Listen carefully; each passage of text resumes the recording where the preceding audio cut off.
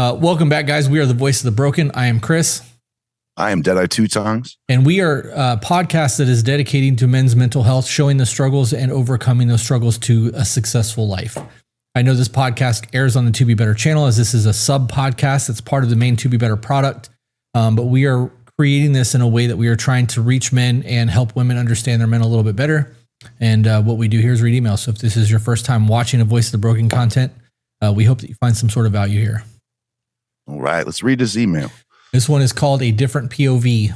And it says, first off, I want to say I love your content. My girlfriend and I love listening to you and Peaches. We resonate with you two so much and listen to your podcast often.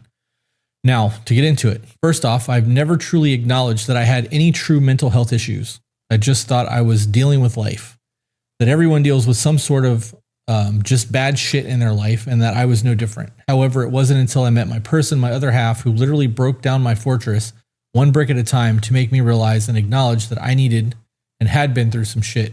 I indeed had been through some shit. And then he wrote inner trauma up here. But before I get into that, I want to talk about the importance of having a pillar. When you in this case, a very good woman. Dude, when you get to the point where you have a woman like I do, or like in this case, like he does, it changes your entire trajectory of life. You get to a point where you realize that you no longer have to struggle alone.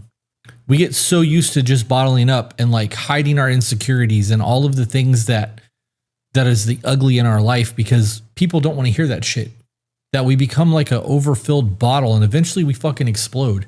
Having somebody that you can vent to and let all that shit out on and like is willing to support you through whatever healing looks like, it changes the entire existence of your life. That shit fucking matters.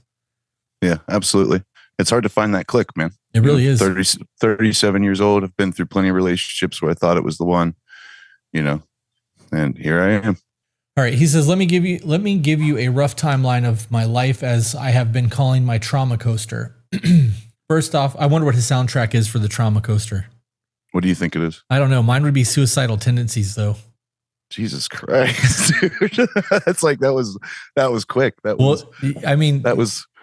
They have songs like Smash It, Adrenaline, Institutionalized, Gotta Kill Captain Stupid. I Shot Reagan. Like, come on, dude. Like, that would be the soundtrack to my trauma. But again, I'm also an 80s kid and I grew up listening to that band. So yeah. I mean, it was just lightning fast. Yeah. Almost as if you had thought about it. I hadn't. It fits. All I was thinking was the roller coaster at Universal Studios, where they have like the rockin' coaster where they blast Aerosmith in your face while you're riding or whatever they play. And it's like a rock and roll roller coaster. Mine would be Suicidal Tendencies. Loud as fuck, right in the front bucket with two big ass speakers just screaming at you, playing as fast as they can. I'll get back to you on what mine is. Okay. I need a minute, First off, I never knew that my dad wasn't my biological dad until I was 10 years old. Most people would say, wow, I bet that was devastating. It was actually a relief. It also explained why I had always been treated like shit by him my whole life. Wait a minute. Hold on here.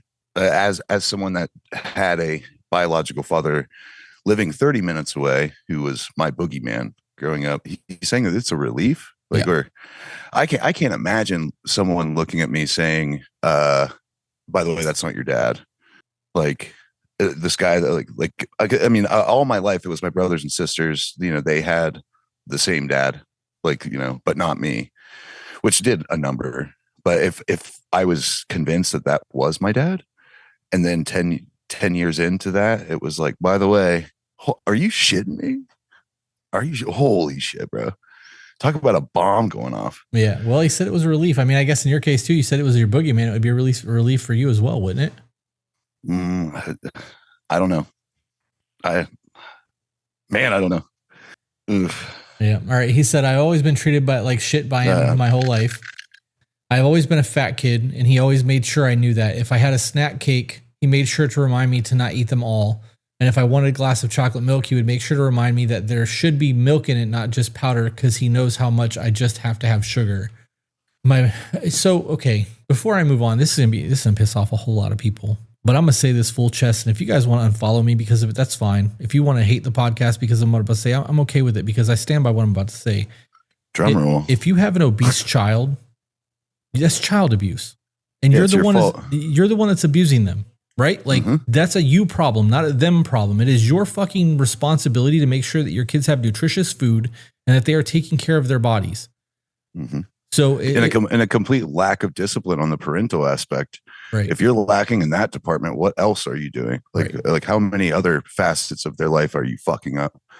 You know, like that child doesn't know any better. You know, like they really don't have everything together enough, like to know like how being obese is going to affect them physically. It's going to interrupt like many of the goals, whether it be relationship, like say they want to, they're an avid hiker, you know, I mean, like literally anything. Right. Like socially, you're destroying them. Physically, you're destroying them. Mentally, you're destroying them. And oftentimes, it's just because it's a little bit easier to hand them a ho-ho than it is to make them some beef and broccoli. Yeah, yeah, that's it. I mean? Or because they don't like the taste of it, and you refuse to let them, you know, have food or make them eat food that's not enjoyable to their palate. Yeah, yeah, I agree. All right. He then wrote, my mother and my stepdad, let's call him Lee. They gave me my brother and sister. Now, I love my siblings, but as I grew older, I became my brother's keeper, bodyguard, caretaker, and whipping boy. If my brother did something stupid or got wrong, I got the blame and I got my ass whipped with Lee's belt. As we grew up, my brother realized that he could manipulate Lee and get away with murder, and for the most part, I would be on the receiving end of the ass whooping he would have received. It was like that most of my childhood. Lee hardly ever held down a steady job. He was also looking for his next hustle to make some real money. I fucking hate that. I'm gonna come back to that. Meanwhile, my mother worked shitty hours at a nursing home, so as early as age 9, I was helping take care of my siblings and Lee. I cooked dinner, washed dishes, and I made sure my brother and sister got ready for bed. I know that like we're in a weird transition because hustle culture was a thing for the last 15, 20 years. And now we're moving into this. You shouldn't live the hustle culture. It's a lie. You'll never make it. You shouldn't kill yourself for a career and all that bullshit. Somebody that's just waiting for the next hustle to make some real money, you're going to be poor your entire life. Like that's just all there is to that, because it's not, you can have a hustle and you can go out there and have a crazy work ethic and do all the things to make money. But that's something that you build upon. It's not just a one-time payday unless you win the lottery. And most of the people that win the lottery are fucking broke in 2 years. Like that's a high statistic. Most people that win the lottery are broke within 2 years. Millions, sometimes hundreds of millions of dollars. Yeah. And in debt in 2 years. Yeah. Because I mean, there's that opportunity to, invest in things, and to use that money for return. That's like the only time I like to put myself into a position where I am in debt is if I'm buying something that will allow me to make capital. That's it. You know what I mean? A lot of these people, we call it hillbilly rich around here. They get that big money. They go off and they buy them that razor. They can whip it around the back roads and have a great time and everything, But that peak adrenaline, I just had that. Oh my gosh, that was great. Oh, this next thing, next thing those things are sitting in your backyard collecting dust. Yeah. And you owe a lot of money. You didn't take care of a lot of the things or reinvest the way you should have. Yeah. Yeah. That shit, that mindset is a big problem for me. I also don't like the mindset that goes against hustle culture. I grew up in that shit. And high school, well, technically 7th grade. Technically I made it to 9th grade because I went to a disciplinary school in 7th grade and they pushed me through to 2 grades. But my last year in school where I had to pass tests to like advance was 7th grade. And I have done more in my life than most people ever will. I've owned 18 businesses now. Yeah. At 44 years old. And most of them have turned a profit. I've only had 2 that were a complete utter failure.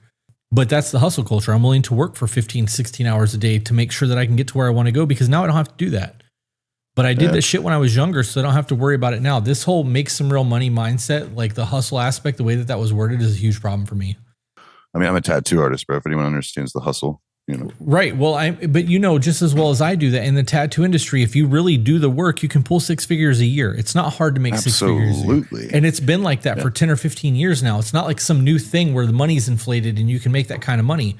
I have currently 9 tattoo artists that work for me at Sacred. And in the 9 tattoo artists that are there, I think that more than half of them pull that kind of money.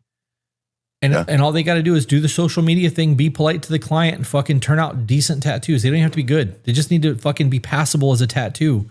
And if the people like you, they will come back. They'll tell their friends. They'll bring their homies in. Like, it'll be a whole ass thing, and you'll build a client base. But that's the hustle culture. You got to be willing to do it versus sitting there. I mean, there's been times that I've really needed something, and I've been able to sit in a tattoo chair and work or throw a tattoo special or something like that, and really hustle.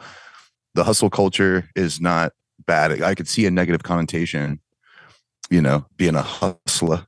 Yeah. You know what I mean? But there's a lot of power, and a lot of times that hustle, that good hustle, really does come from like a passion and a drive within a person to achieve a goal.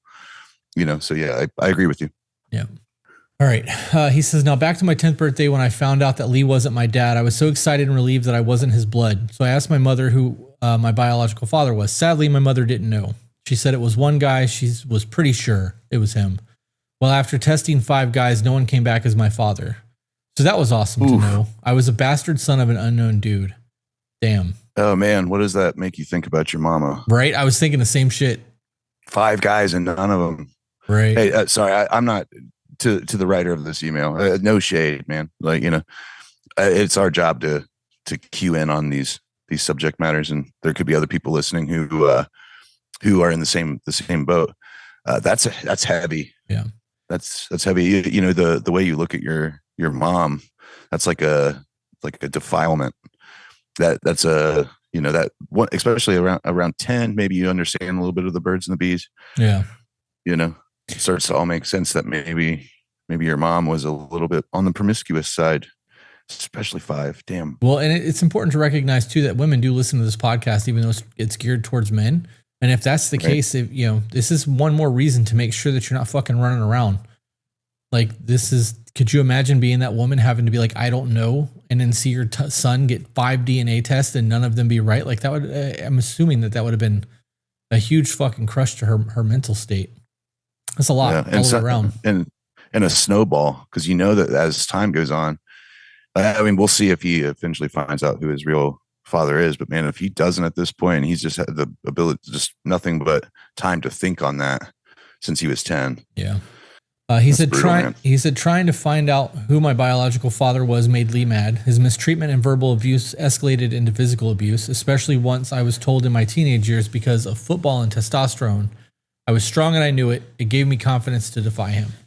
Every kid goes through that with their dad. It doesn't matter who you are, how great the relationship is. At some point between the ages of 12 and 20, you think that you're that motherfucker and you want to start to try to buck up and just to see if you're there yet. And I promise you, unless your dad's old as fuck, you're not there yet. Yeah. Well, I mean, I think if he did a good job, you know what I mean? Yeah. Like I remember, so, I weightlift, I do all that shit. I finally got the upper hand on my dad wrestling out of my sister's house. It was like it started slap boxing and then it ended up. And when I finally got him, I wasn't happy about it. It felt like I had fucked something up. Yeah. You know what I mean? I felt like I had disrupted the whole balance of like everything. You know what I mean? But like I got him once, but I'm not proud of it. Like, that's funny. Like he's the man. He's the, I still have absolute fear of that man. Yeah. Absolute. Not because he was hurtful, abusive, because I know he's a mule. He's a hard worker. He's a hard knuckled, thick calloused hand motherfucker. Like, and I feel like he was supposed to die with the title of being undefeated. Yeah. I feel like I disrupted everything, but I got to say too, he almost had me. Well, there's a time where as a son, your job is to take over and handle your family. And that means looking out for the older generation that's no longer alpha anymore. The head of the household or, head of the family, however you want to word that, eventually that person has to be taken care of. Yeah, so at least you became capable enough to best him in that situation. So in the event, in a natural situation, you would be able to take that mantle. Yeah. And I would definitely be out of the children, I would be the one. Yeah. Yeah. I'm a mama and daddy's boy, man. Yeah. There's awesome. A reason why I live 0.5 miles away from my parents. That's funny. Yeah. That's cool. All right. He said, my mother and Lee had fights all the time. When I was 16, I watched Lee hit my mom like she was a man and I lost it. I stood up, knocked the man down on his ass with one punch. Then I turned to my mom to help her up. All I remember was her yelling at me, why did I do that? How dare you hit your dad? I remember that crushing me right before Lee decked me with a lamp. The ass beating I took after that, I remember everything about, even the 3 days I had to stay home from school because I was quote unquote sick. That ass beating you got, you deserved. I mean, I'm not saying he deserved to hit you with a lamp. That's kind of fucked up, but that's some punk shit. It is. But you hit him. For real. You injected yourself into that, and you got a beating because of it. But you know why? You know why? Yeah. No, I'm not saying he's wrong for it. He's definitely right for fucking stepping in. If he hit his mom, he had every right to fucking defend himself. But you guys don't turn your back on somebody just because you think they're down. You fucking make sure that you got eyes on them until the threat's no longer there. There's a difference between knocking someone out cold. Yeah, you grab the lamp. Yeah. Fucking right, dude. Or a brick or a frying pan or a butcher knife. You eliminate your threats. And I'm not saying kill him, but you make sure that stops. You don't turn your back on him. But he's 16. That's the lesson learned. Yeah, like every horror movie ever, whenever the fucking villain falls down and is just, laying there. And it disappears. They look at him for like 2 seconds, like, oh, he's down. It's like, that's the point where you put the heel of your boot into his brain. Like, you know what I mean? What is your problem? Yeah. He then wrote, there are a lot more examples of shit I went through, but I don't want to write a novel, so I'll move on. Afterwards, honestly, life was a little better. Lee actually got a job as an over-the-road semi driver, so he was gone and money flow was better. Electric wasn't getting shut off and whatnot. Prom was coming around and everything was good. In April of 2001, my little brother was involved in a sudden tragic accident and died when he was 14. I was 17. Sorry to hear that, bro. That's rough. It's rough. The loss of my brother destroyed my world. We had shared a room since the day he was brought home from the hospital. Though there were days I hated that he was my shadow and I was his keeper, he was my brother, my best friend. We did everything together, and now he was just gone. The whole world stopped for me that day. That emptiness of a room after sharing a room with somebody for that long is devastating. And so young too. And add the permanence of death to that, and it not being like just from like a roommate stage. If you've lived with roommates your whole life, when you don't have roommates for the first time, your house is lonely. Like you can tell that you're the only one in there. It's heavy. And now you add death to that. It's a whole different ball game. The day we buried my brother, my sister, mom, and Lee took his truck to get a cash advance at a truck stop 2 hours away. Because of the funeral expenses, we were flat broke. There's too many commas there and not enough periods. Anyways, we got into a wreck, caused Lee to fall asleep at the wheel. So I almost lost my entire family within a week. Month after month, time went by quicker and quicker. Everyone moved on with their life, and the rest of my family grew bitter because of that reason. Lee lost his job because of the wreck. My mom got sick. My sister became a reckless wild teen that did whatever she wanted to do. Lee got hooked on crack and shortly got my mother hooked on it as well. Utilities were getting shut off. We got kicked out of our home. We luckily got into a public housing not long after that. So I made the choice to drop out of high school and find a job and take care of the bills because I was over 18 by then. Man, what a tailspin. Yeah. Just when they were starting to get things together, the fucking life fell apart. And that's good. And that's reflective. Like they've got to be reflecting on that too, man. There's got to be such a part of them that's sitting there like just as we were, which makes it worse, which then makes actions, man, that's brutal. That's brutal. He then said, I worked hard and it paid off, but then their addiction took over and Lee beat my ass yet again, telling me that if I didn't pay rent to them, then I could leave. Hindsight, I should have done that. I was afraid of Lee and I wanted to take care of my mom, so over half my check went to rent. When they were high was the only time that they were nice or somewhat happy. I stayed by myself in my room for almost 2 years and had no social life. Didn't get to graduate with my friends, didn't get to start college. I was in solitude and no one knew. No one checked on me. I felt alone. I didn't have my brother anymore. I was utterly alone. You should have left. I agree. But so that speaks to a lot, right? Like when you're a kid and you see the people that took care of you struggling, you feel an obligation that like you should stick around to make sure they're safe and to do the things that they're needing to do. And I'm sure that at some point along the lines, there was a guilt in him knowing that if he left, his parents wouldn't have been able to keep their house. Like there's a manipulation aspect to that, and people don't do it because, well, they're my family, and if I don't take care of them, who's going to? And as a kid, that shouldn't be a responsibility. Dude, not to mention too, like I didn't hear anything before this about any of these two adult figures being like people who were in like an addictive state or with a history of addiction to like suddenly have crack creep into your house and watch the change that is circumstantial to, in their behavior and their emotional stance, like towards you, to have that just out of nowhere just appear, like that is something. Yeah, people don't just Like, jump to crack either. Like there had to have been other drugs that were being used before that point. Maybe that explains why dude was such a fucking asshole to him. well, I mean, truck drivers, man, that's one of the number one, co-pilots. You have people trying to make quotas, trying to make miles. I mean, my dad never touched crack in his life, but he tells me stories from the road. A good amount of truck drivers trying to stay up aren't just taking no dose. Yeah. Gas station, caffeine pills. Many No, man, like things. there's a whole culture there. He could have picked that up from the road, just trying to stay awake, and then brought that home. He was the one that was addicted, at first, and then got her Oh addicted. yeah. If I was to be a gambling man, I'd say that he picked that up from trucking.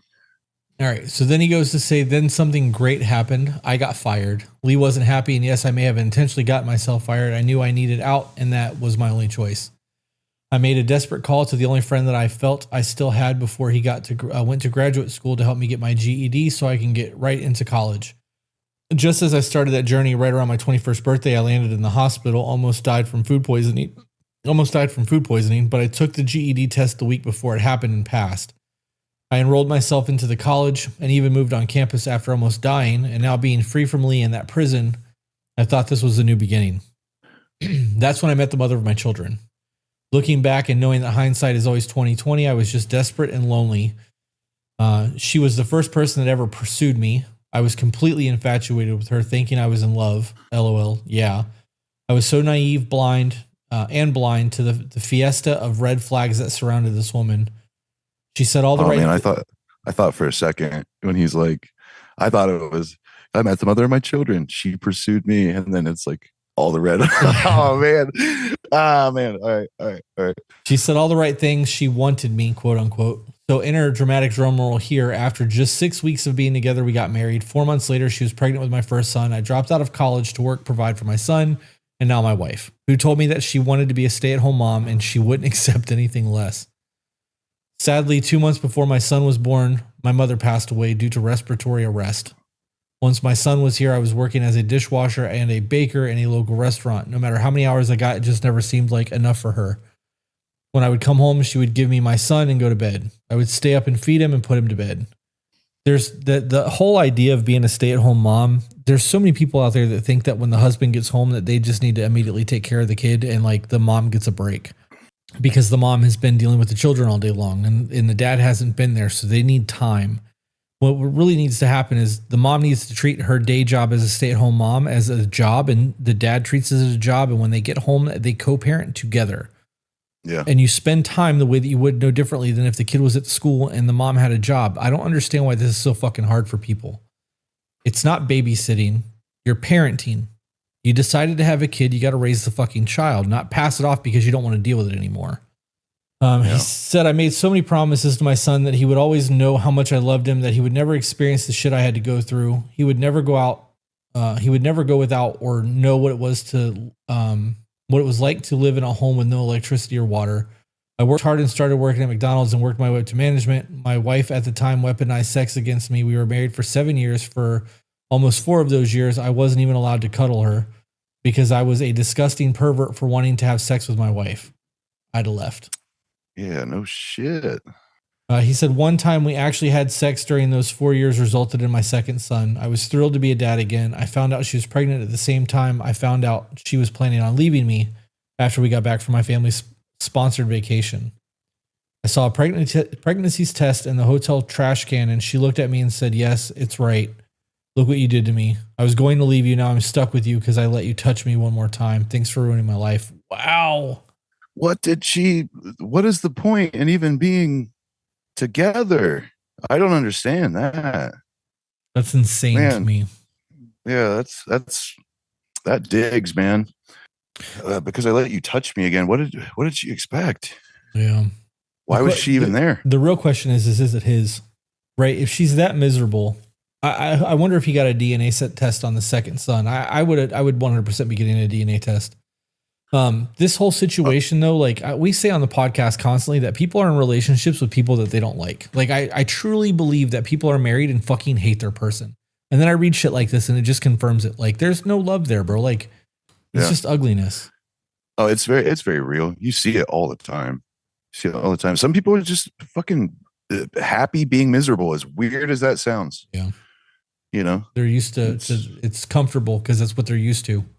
Yeah. The pattern, man, repetition is a powerful thing to the human brain.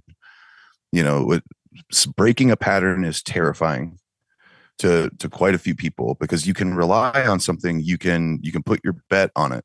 Right. You know, breaking that, that I remember whenever me and my ex like split after 6 years of being together, and there was like these really downtrodden, shitty parts of of our relationship. And when she left, I had every opportunity to like do the things that she was holding me back from. But I found myself like sitting because that pattern, that repetition, it was now replaced with ambiguity. It was now replaced with mystery, and it created doubt and insecurity. And I mean, it took me a hot minute to realize like, dude, you're in control of your own destiny. Like hop back on the horse, take care of yourself. It took like a hot minute. People are scared of that pattern, or maybe even being wrong. Right. Like you're sitting there, you get into a relationship that's been so long, all you're doing is nitpicking. She's nitpicking you, you're nitpicking, like I watched this with like my grandparents. It's hilarious. It's absolutely hilarious. They bicker and bitch at one another so much. And that's all I've ever really heard. But I remember when my grandma went into the hospital, like the last time, my grandpa's sitting there, he's turning on the sports channel in the hotel room and everything. And she's bickering at him just like she always fucking does, and he's like, well, I'll just go. And she's like, no, please stay. There are some people who are locked in it, and it's just because bickering and bitching is kind of their thing, but I think some people are scared that they're maybe all that nitpicking and all that bitching that like they're doing, like they're just like focusing on that they really truly do love that person. Maybe they're trying to that person. I don't know. I think some people are like scared that they might be wrong, that they're going to leave that person, and then the truth will be revealed, but it will be in the hardest way as they watch like that person move on with a different person. There's so much to unpack. So you got on all of that too. Really, you got to understand too that in all of that, that's why a lot of people aren't willing to do things. If you get a phone call and your boss is like, "Hey, we need to talk," or your mom calls, "We need to talk," and you have that anxiety that's happening, it's no different than what you were just talking about. People are afraid of the unknown and they're afraid of change, and it's uncomfortable, and I'm okay right now. Like everything that I've done up until this point has worked for me, so I'm going to continue to do these patterns because it has worked. And now something new is coming along and you're like, fuck, what do I do? What do I do? What do I do? And you're scrambling, and then you get through it and you're like, oh, that wasn't that bad. I panicked and stressed out for nothing because I've never lived this before. Yeah. Yeah. Well, how many life events have you lived through where you're like, this is it. This is the end. This is the breaking point. I'll never recover. I'm screwed. I'm so done. And now you're sitting here like 10 years later, you forgot all about it. Right. It's not even a blip on your radar anymore. Like you've moved on. Hopefully you learn from it, but yeah, that happens all the time. And I think that we get so hyper focused on the moment that we're living in, a lot of times that we kind of forget that we have the ability to have a choice in our own future, that we can shape our own future, right. But yeah. Right. So picking this back up, he wrote, I was absolutely miserable. I found out after 2 years of marriage that she had a significant history of bipolar disorder and other mental health issues that she never told me about. Her family thought I knew. She never once told me. My second son was born and I was once again a dad, but the controlling and manipulating and even physical abuse started not long afterwards. I'm not innocent. I was depressed and once again felt alone and just as miserable. I ended up cheating, quote unquote, on her. And I think I did that desperately as a way to get out. She treated a stray dog better than she would me. Right before my youngest son's birthday, she told me her family was coming up to celebrate his birthday. I had gotten myself fired from my job to appease her so I could be with my sons. She told me that I wasn't invited and to stay away from them and my son. Stay away from my son if I knew what was good for me. We got into a huge fight. What's up? Is there like pre-context? Like, why does this? Oh, wait. Okay. So we're embarking on the bipolar disorder. Yeah. Because I mean, it just seems like this woman viscerally hates this man. Like, it seems like she has not a drop of kindness in a bucket for this guy. Bro, could you imagine being told that you weren't allowed to be at your son's birthday party when you are with that person? Like, oh, with yeah, dude, they're still living together. Like, he got fired, quote unquote, from his job, as he put it, so that he could be there with the kid and like have the birthday. And like, granted, if the kid's first birthday, kid's not going to remember that anyway. He should be at work. Yeah. I do you see these parents go out and rent these big fucking events and do these big first and second birthday? Kids ain't going to remember that shit. You're doing that for you. Yeah, exactly. Right. Yeah. But if this was like a fifth or a sixth birthday, right. You know, like I wasn't allowed to go to a mutual birthday party for my son's first, couple birthdays because the two sides of the family were warring. It broke my heart because she had him on his birthday. That's his day. I want to be there. I can't go to the Burger King. I mean, I could have, but I'd have ruined it. Yeah. I'd have ruined that birthday. I would have created turmoil, but what a memory that would make. You know what I mean? So you just have to like kind of sit and bite your nails and be like, I guess I'll just take him, the next available time, and which sucks because it's not the day. Yeah. And yeah, no, you're right. It is for the parent, it really is that can cause significant damage. Yeah. Especially if you're trying to be a good dad, man. You're trying to be that good dad, yeah. We got into a huge fight. She threw shit at me and then begged me to be a man and hit her. I wouldn't. Then she grabbed the only thing my mother actually left me before she died, which was a lead crystal cake platter, and she shattered it against a wall. The rage I had inside me was unreal. I grabbed her arms and lifted her against the wall. She screamed at the top of my lungs. The next morning, I left with the clothes and a few odd ends in my car. I knew the only way to escape her was to sadly leave my boys behind. It was the hardest thing I'd ever done. After leaving, you say lead? That fucker was made of lead? It said lead crystal. Damn. Lead crystal cake platter. I couldn't imagine eating food cooked in something that's lead. I can't imagine that's it's healthy. Probably better that that fucker was broke. Yeah. But damn, that's got to be heavy. Yep. He wrote, leaving my boys, though I needed to. I felt like such a piece of shit. I stayed with some of my not so pleasant side of the family, but it was the only place I could turn to. I rebuilt myself and started towards a new career. Finally saved up enough money to get my own efficiency apartment and started taking EMT classes, something I had known I'd always wanted to do. Then passing said class and becoming one. During this time, my ex used my boys against me. She told the school I didn't have the rights to them once they were in school, so they wouldn't give me info about them. When I did get them, they were always happy to see me, and we always had a good time despite money being tight. Your ability to have finances shouldn't dictate the relationship that you have with your children, which means you were doing the right thing if they were still happy and having a good time, even though you didn't have money. Yeah, parks are free, man. Yeah, absolutely. Beaches, same thing. Mountains, hikes, fucking trail walking, whatever. It's the time. Kids don't want your paycheck. They want your time. Yeah, and they want you to be proactive. They pick up on that shit eventually, man. Yeah, they really do. They pick up on he wanted to see me. Yeah. I think it's important that people try to fight for their kids in a courtroom. I know that it's one thing for a mom to say, I'll do this and I'll do that, and you'll never see them again. And all those threats, they're just that, they're threats.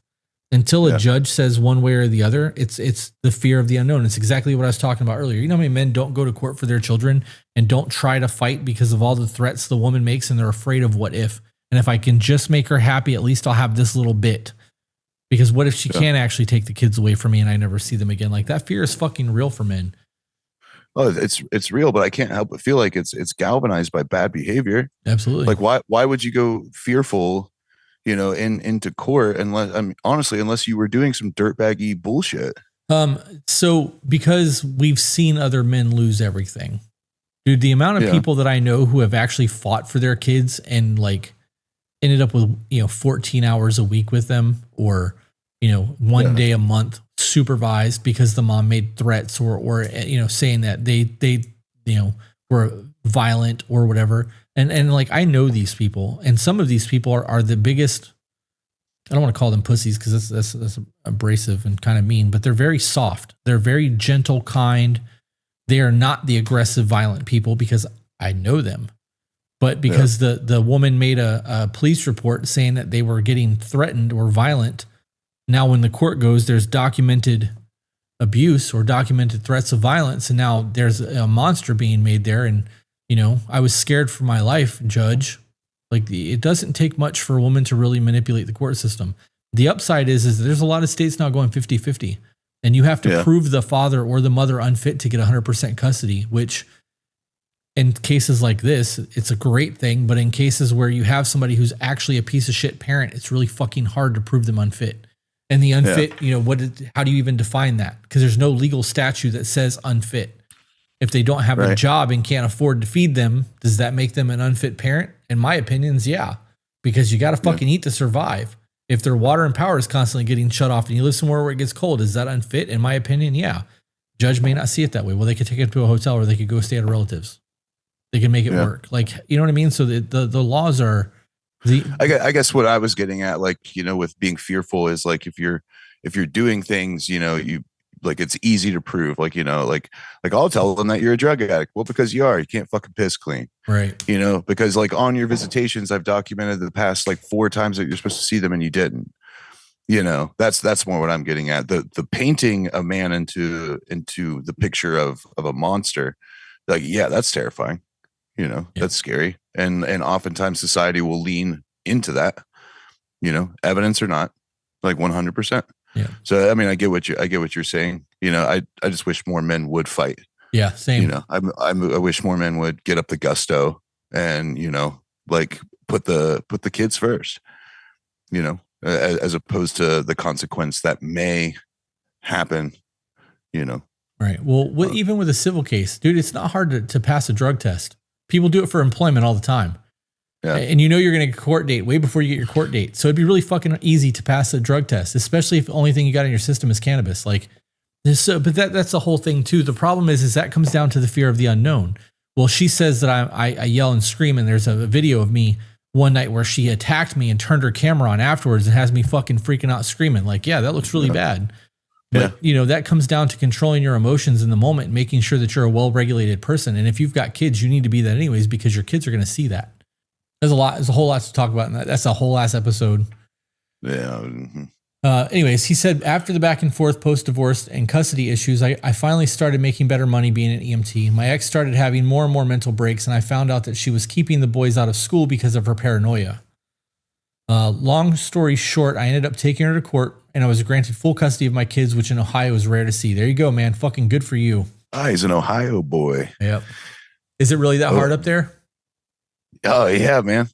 But dude, fathers have no rights, dude. First thing they do in this state too is if failure to pay and all that. It first thing they go for is your license. Same in Florida, and then you get your license suspended first, and they put you in jail. Yeah. Oh yeah. It's like, oh, you can't pay, you know, you're having a hard time. Well, we're going to make it to where you can't even get to work. Right. Make it worse for you. So brutally honest. They want to throw you into incarceration, and like, it's the easiest way to feed the prison system. Yeah. You know that this is actually an industry. It's $1 billion a year industry in terms of family court systems between judges and lawyers and lobbyists and all of that shit. We did an interview, and it's on the To Be Better channel, called We the Parents. And we had 2 people come down in studio that made a documentary about the struggles of trying to get custody and being able to even see your kids, and like how hard it is for people to get into the court system and like the legislation that they're trying to get passed, and they're very involved in everything. And they said that every time they get some like common sense laws to come up, lobbyists get involved and shut it down because of the amount of money that lawyers and judges are making taking these cases. And like there's even a federal thing that she was talking about where when you pay child support, there's federal money that's taken out of your child support that doesn't make it to the parent. So like the government's getting fucking paid on child support money too, which is just insane to me. Anyways, he then went on to write, my boys were with me finally, and I was able to set the record straight. My ex apparently told my boys that I didn't like being their dad, that I didn't want them, etc. Anyways, there's a lot more that happened during this time, including meeting my second ex as well. That's a whole other trauma.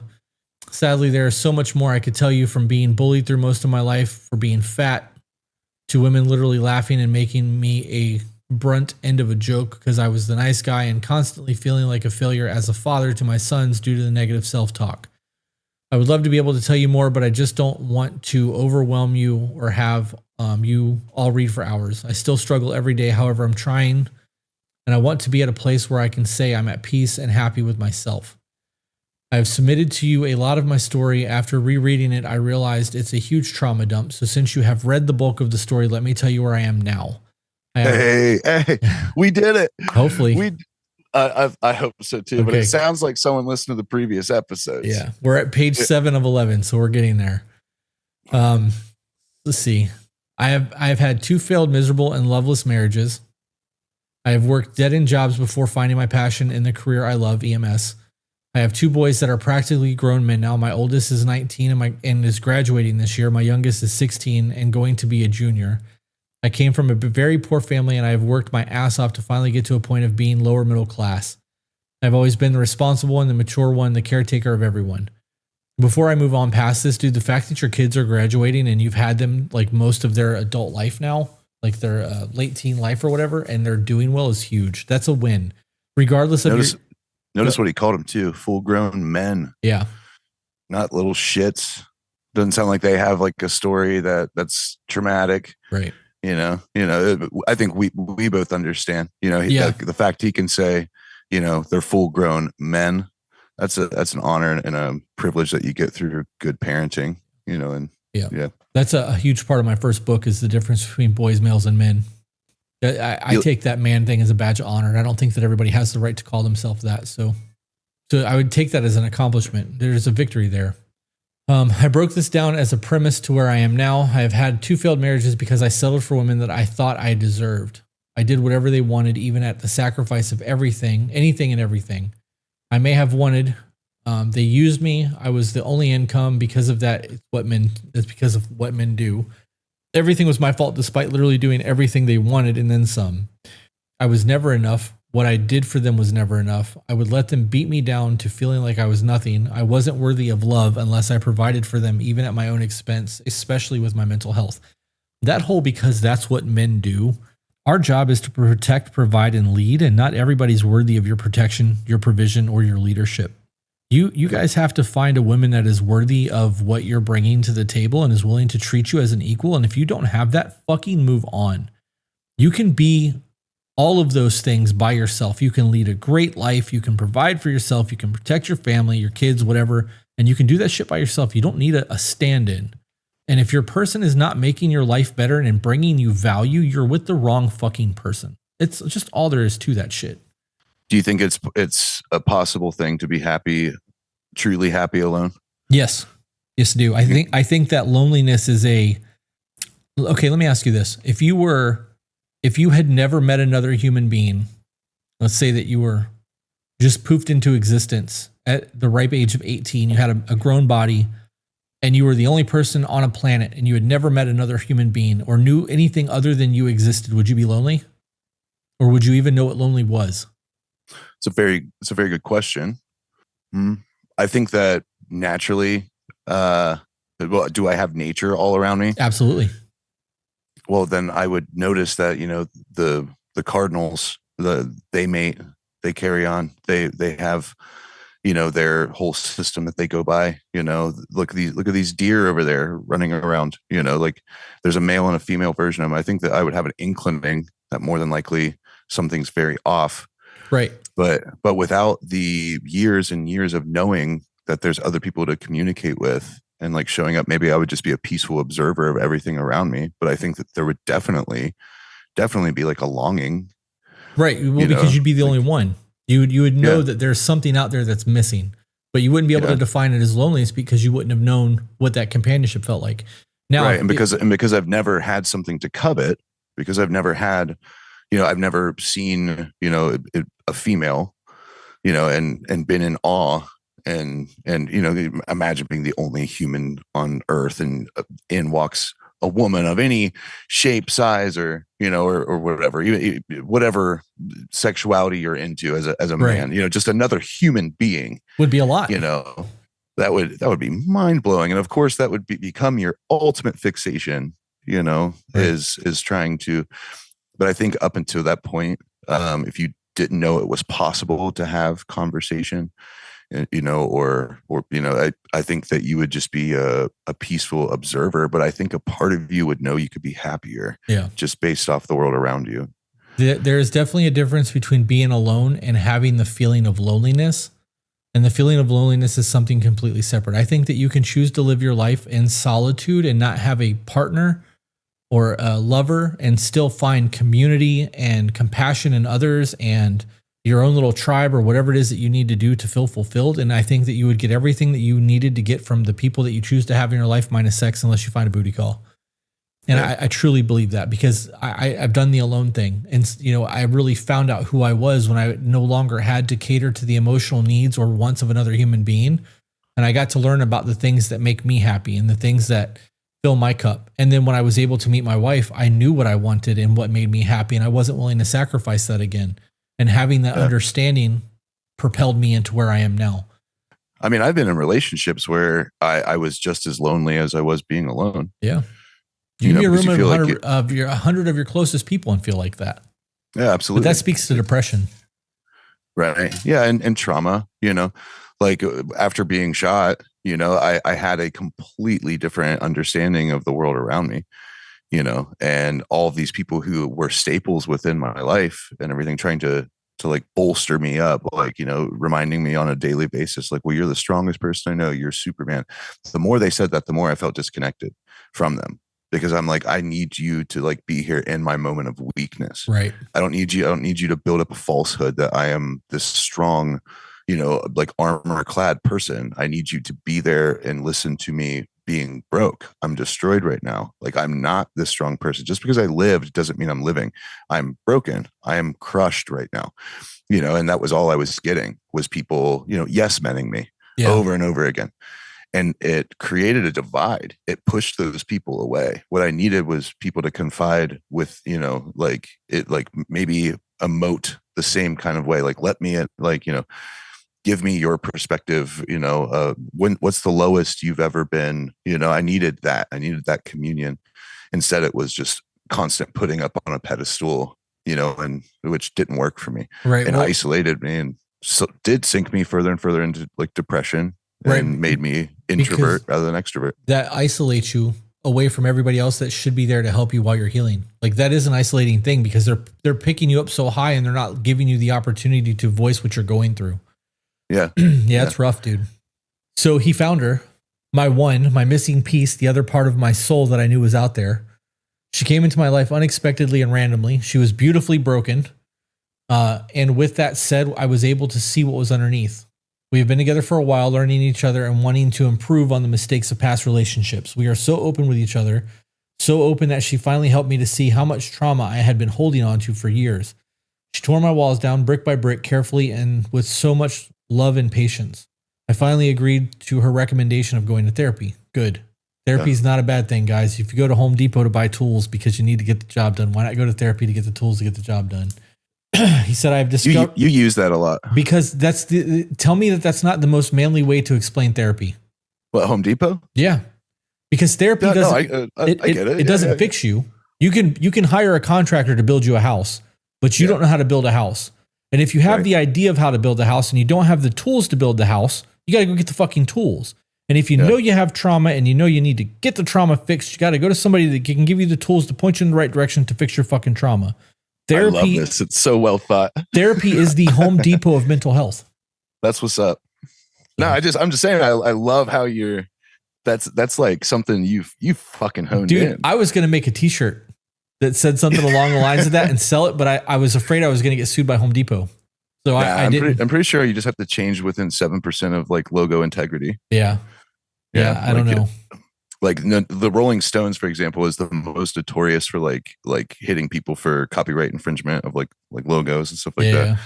Because I was going to do the open mouth with the tongue out, but just split the tongue. Still haven't pulled the trigger on it. Chicken shit. See, because it's it's the Rolling Stones, and that's why I didn't violate Home Depot's trademark. yeah. But I'm pretty sure I was in a band that we took a phrase from a role playing game, and it was Black Spiral Dancer, but we spelled it out just how it was in the book, and they were like, you need to like change that, or I don't know. I was 14 when I got in the band, so either we were told we had to change it, or we were scared we'd have to change it, and then we looked it up, and the copyright law was like 7%, so we just changed the I to a Y, and bada bing, All right, so moving on, he said, I've discovered so much about myself because of her guiding me, reassuring me when I needed it. That was often. She was the one who introduced me to the To Be Better podcast and acquainted me with you and Peaches. I was hooked. Listening to your guys' advice, we do at least an every other month check-in because we know that we always want to be open about everything. She loves to be subservient to me. There are times I don't even know how to act when she is doing these things for me, because I've always been the one to do for others. She has made me realize that a healthy relationship is a power exchange. Meet in the middle or communicate when you don't feel you can give your 50%. She has become the cornerstone of the rebuilding of myself. Together, we know what we both want in our relationship. I've been in EMS now for over 11 years and I love it. As I mentioned in one of my earlier emails, a lot of those who go to the first responder field have had a lot of past mental health trauma. We want to fix those or help those because we know how it feels to be broken. I live in Southern Ohio along with what is known as the Rust Belt, the towns along the Ohio River and the foothills of Appalachia. Homie. Yeah. Are you my neighbor? He might be. He then says, so if you know anything about this demographic, poverty and the opioid epidemic is what these towns are known for. Like I said, I grew up welfare poor, sometimes as a kid not even having a brand new pair of Kmart special sale shoes for the new year. Oh, he's old. He's an older guy. Kmart, man. Is a while. Yeah, I remember them days. So do I. I have had a job since I was 15 and a half. I was taught/told to work hard. The harder you work, the better to pay off. So I've done so. I've only gone 6 months without employment since then. I work a lot. I pull in a lot of overtime. I tried so hard to meet my kids' needs and then some, to give them what they want, not just what they need. I wanted them to have a better life than I had. I worked myself to death, almost to death. I have put myself through EMS school twice out of my own pocket. Matter of fact, I'm going through paramedic school at the moment. Luckily, I got a grant this time. Good. Guys, for those of you who want to do school thing, take advantage of grants. You can find them. They're fucking everywhere. Yeah, and dude, not from someone who has needed, like, or where I wouldn't be here, EMS, brother, thank you. Yeah. Appreciate that. Yeah. People don't realize how stressful and dangerous that job actually is too, because you come up on people who are under the influence of drugs, and that's not necessarily a police thing. A lot of the time, as paramedics have to fucking come to the rescue. You got somebody that's fucking laced out of their mind on something and they're being violent. It's a rough job. I can imagine. Not to imagine, it's like, dude, imagine picking people up. Like, I don't want to go like this guy's probably watching, but like, picking motorcycle accidents up and, like the amount of shit that you see, man, is probably quite a toll. I hope it hasn't numbed like you towards humanity, like I more than likely not. You're doing God's work, but that shit, man, that would tear me up. Yeah, I wouldn't be able to do it either. I have a couple of friends locally that work for the sheriff's department. One of them told me that the EMS thing is a job that he wouldn't want to do because it's harder on him. And then there was another guy who's a police sheriff's officer in Charlotte County that there was a really popular Facebook video where he pulled a baby out of a car that was hit by a motorcycle and managed to save this baby's life. And dude, I couldn't do it. There's no way. Yeah, man. That requires a certain mental fortitude. Yeah. That, I can very openly admit that I don't have. Like, I remember the days of rotten.com, and I remember my friends and stuff going and typing in grotesque things and testing their gullet, and I was always the person that could not stomach watching another human being, like a living, sentient, like ranging in intelligence, empathetic on some degree person with a history, with kids, be splattered on pavement or something. Like, that's where my brain goes. Do you think that has anything to do with your use of psychedelics? I think so. I think that psychedelics have opened the proper doorways for me to be able to empathize. I mean, the guy that shot me, I was very open, like, very direct. Like, you have to have a story that would put you in a position in which you're capable of doing something like that. And to me, that is just as traumatic as what I went through. Right. You had to be suffering, you had to be hurting, you had to be neglected, you had to be unloved, you had to long for peace of mind, you had to like seek attention you did not get, and because of all of that you were able to do something destructive and fucked up to me. And the last thing I'm going to do is take the trauma that I've had and mirror it back to you and give you more trauma to become more of a monster. Instead, I'm going to reflect and I'm going to give you love. Yeah. I'm going to try to give you peace of mind. I'm going to try to reflect because, I feel like that's the only way that we can architect a better future, but I do in fact believe that a lot of that is because while I'm sitting in these headspaces, as I grew up and, as I got older, I felt the tetherment between all living, like breathing creatures. Yep. And where, there's tons of anger, remorse, and doubt, but man, does love triumph. Love is epic. Love is big. It literally kills all like the darkness around it and replaces it with fruit and light and love to such a degree that, I'll preach that till the day I die. There's never going to be another situation in which someone can make me hate them. It's not within me anymore. Right. But I do feel like a good majority of that was caused by the doorway in my brain opening up, which let all of that love and empathy and everything in. And I don't know if I would have had it without it. Yeah, for sure. The reason I asked that is because I remember rotten.com and a website called ogreish.com. And like, I remember the beheading videos after 9/11 and like, I watched all that shit. It didn't faze me a bit, dude. And then I had a really big LSD experience. I took like probably 12 or 13 hits of acid one night and had a connection to everything. And after that connection to everything, I can't not put myself in the shoes of whoever's being harmed. Yeah, you can literally put yourself there in such a visceral, real way that you can feel the pain. Like you can hear the mother wailing at the loss of her child. Like you can literally be anywhere, like all at once within that scenario. Yeah. And it's a blessing and a curse at times. Yeah. For sure. Being that empathetic. One of the guardians at the ayahuasca ceremonies that we go to, she said that the biggest message she ever got from the medicine was that I'm sorry for all the things that I did when I didn't realize I was you. Ooh. Yeah. Yeah. Yep. Oh, that immediately made me weepy. Yeah, it's a lot. All right, back to the email. He said, anyways, I work as an advanced EMT. I am also an EMS instructor as well, plus going to medical school. I'm gone a lot. My boys are old enough now to know that I'm doing this to pay bills, keep a roof over their heads, and also show them the struggle of not getting an education or vocation early in life. I love that. The thing I've always had a hard time with is knowing when to say I am doing enough. I have done enough. I have done the best I can. I wanted to be a better father than what my stepdad ever was to me. I was so hard on myself, feeling like I had failed at being a good dad because I was gone so much that I was neglecting my teenage sons. With going through therapy, I have now realized I must be honest about my mental health with my sons before they are to be young men, before the generational curse continues onto them. I have been honest with my sons and open, and we, in parentheses, I feel are closer than ever. They affirm that they are proud to have me as a dad. Oh man, that's huge. Yeah. Big time. Yeah, that makes me want to cry. I'm not gonna, but that fucking does it. Pulls on the heartstrings. Well, I remember at the very beginning, whenever he said one of the best things that's ever happened to him was when he found out that guy Lee, wasn't his dad.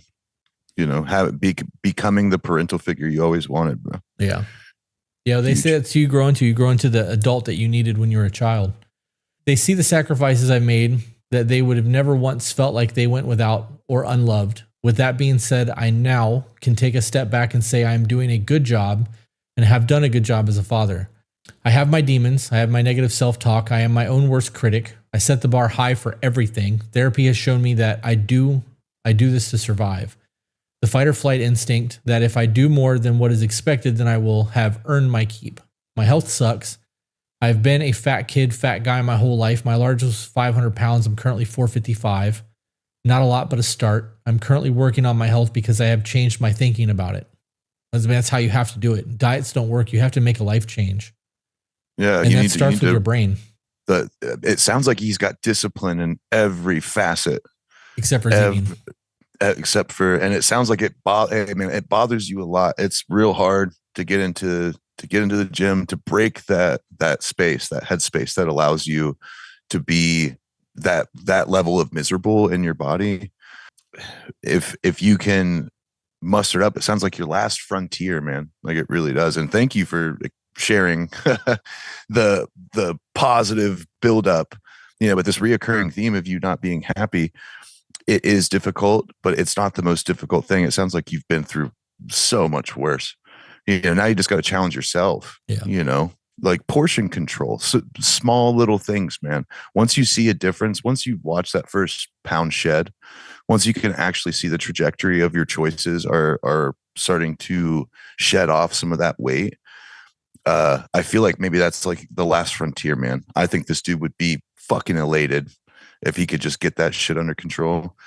And ultimately, that's going to be the hard establishing of that final bit of discipline. I think that would really, really push this dude into our first, in my opinion, like trumpets are fucking going. And, yeah.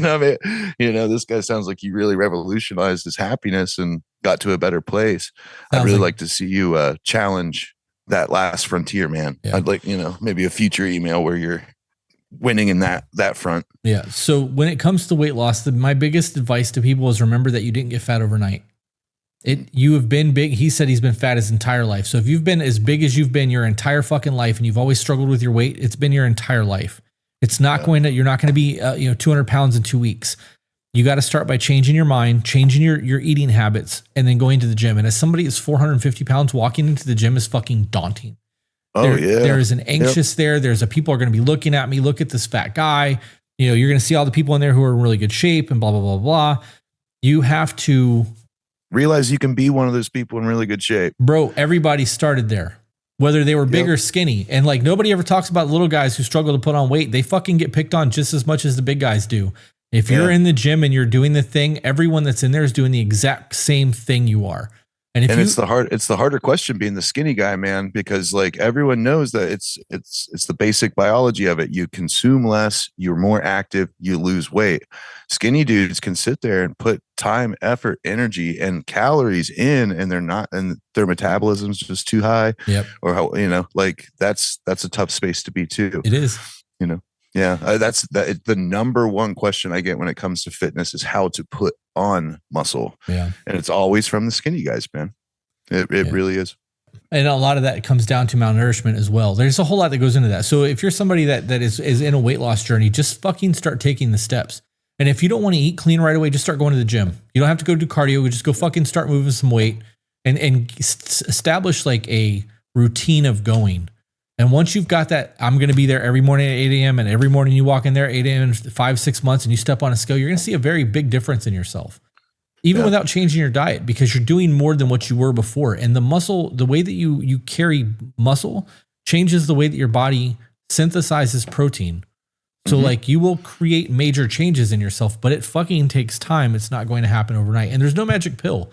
You can take things that are going to like help you lose weight, but it's fractional compared to actual food and work. Yeah. So, I mean, well, now that I've put on so much muscle, man, the amount that I can eat and the things that I can eat without my body like going backwards, my body requires a hell of a lot more calories to keep the muscle on. Yep. So you actually, if food is like your thing and it's like hard for you to control that you're right, man. You go into the gym, you put on more muscle, you can kind of eat the same way you have been. Yep. You're balancing those scales now. You know what I mean? Like, and that's the one thing I love. Whenever I eat, something that's shitty, I'm like, well, I need to go and I need to do like 10 sets, of bench press, and then fuck, I'll be fine. And that also prevents the cortisol from like building up in my brain that makes me stressed that I ate something shitty. Yep. There's a pathway that you can get on, bro. And once you get on it, like you'll feel so much better. Like you really will. And I hope that you get there. All right. So moving on, he said, before I thought that taking time and working on myself was selfish, that I had to put others' needs before my own. After the death of my little brother, I had no choice but to grow up. and be the man my family needed, sacrificing my childhood, my building and discovering years of my young adult life when I had my sons, going right into the fatherhood portion where two lives matter more to me than anything else in the world. However, I know that if I don't correct years of horrible lifestyle practices or not caring about myself, what time I have left in the world will not be long. You can't take care of people if you can't take care of yourself. That's just all there is to that. You can't pour out of an empty cup.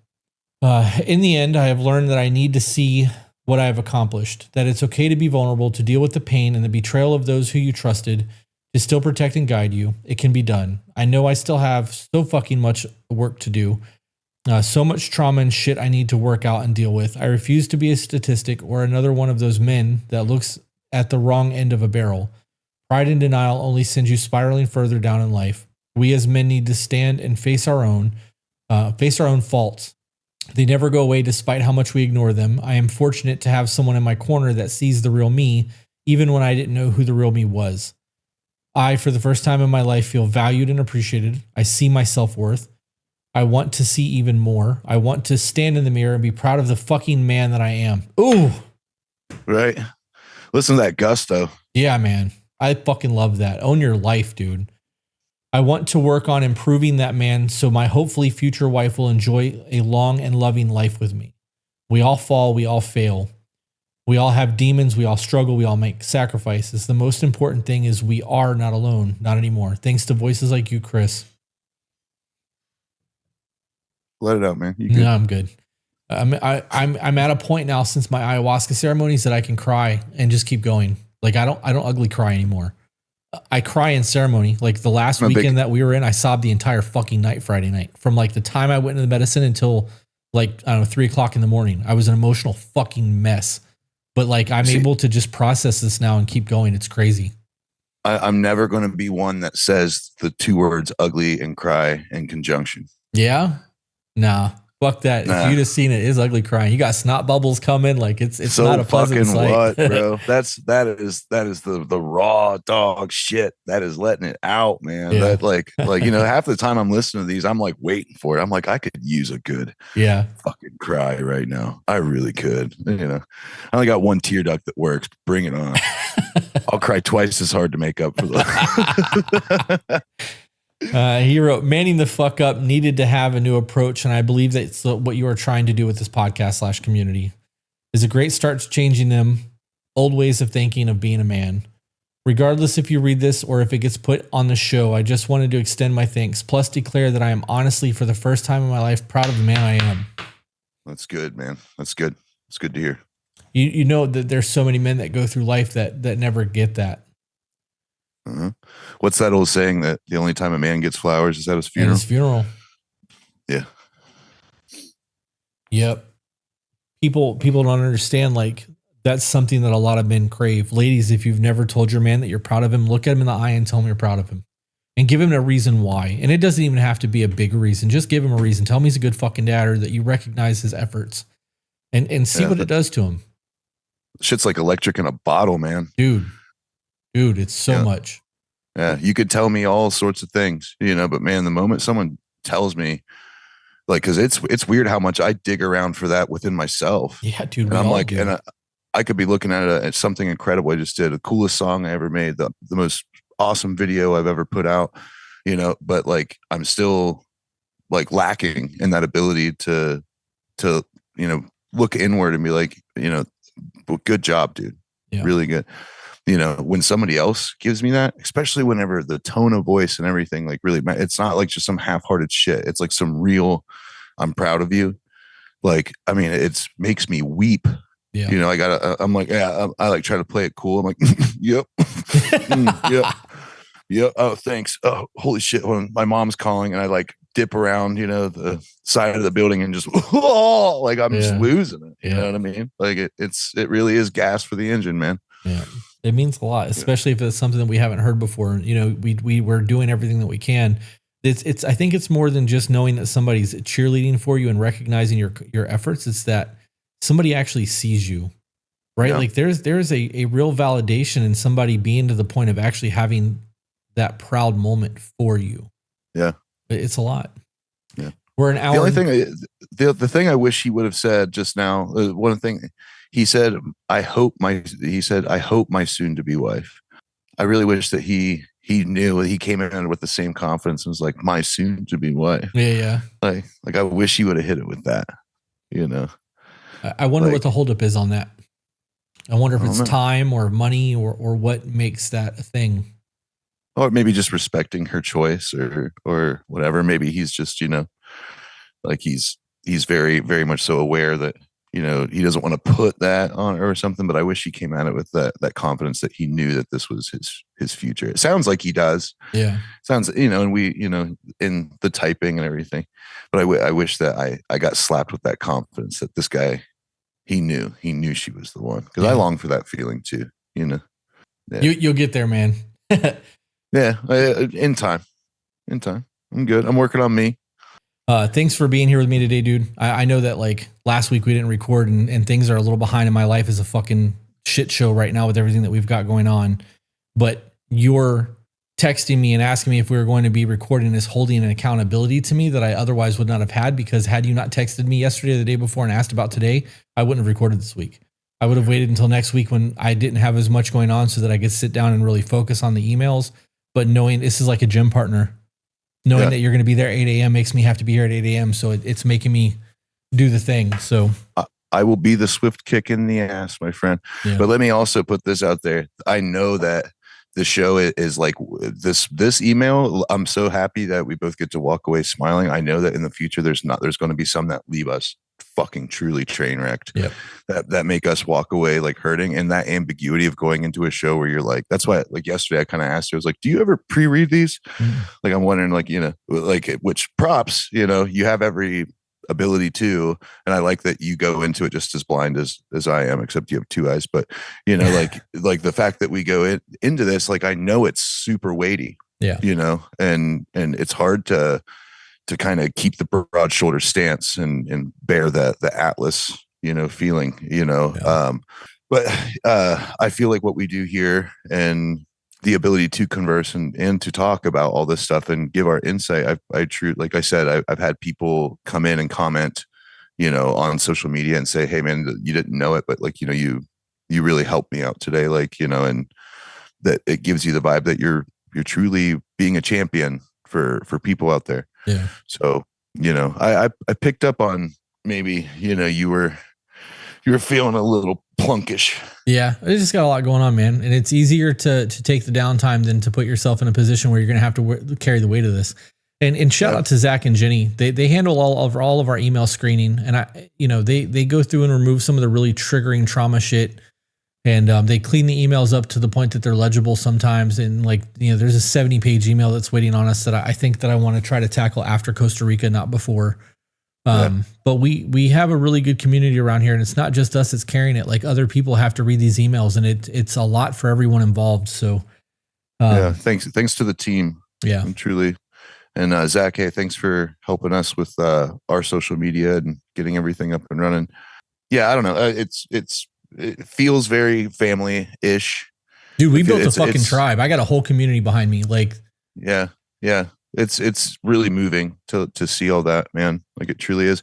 And to this in particular email and the author, thank you for giving us so much positive outcome at the end. You know, the past 3 episodes, or maybe 4, or is it 3, 4?